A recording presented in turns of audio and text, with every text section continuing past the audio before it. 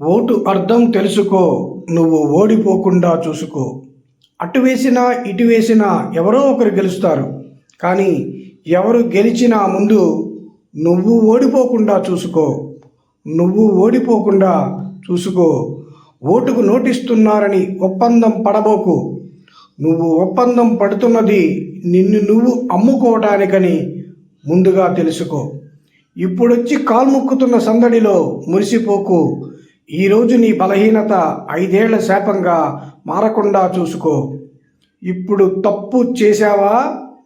ఇక రేట్లు ఆదాయమంతా కబళించినా, మద్యం ప్రాణాల్ని హరించినా నువ్వేమీ చేయలేవు. అభిమానం సిగ్గుతో కుచించిన, విద్యా మేధస్సు హంతకుల ముందు తలవంచిన నువ్వేమీ చెయ్యలేవు.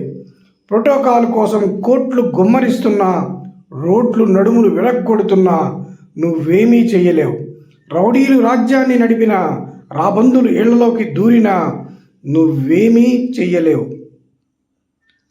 నీతికి గోరీ కట్టిన, నిజానికి ఉరి వేసిన నువ్వేమీ చెయ్యలేవు. సో చేయాలన్నది ఈరోజే చెయ్యి, చెప్పాలనుకున్నది ఈరోజే చెప్పు. నీ ఓటు ఒక్కటే నీ బలం.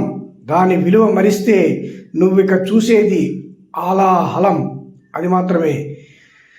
కనుక మనం ఏం చేయాలి? ఒక్కసారి చూసుకో.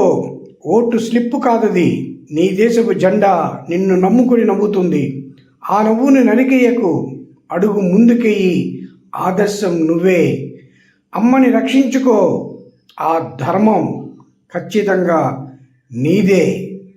భారత్ మాతాకి జై.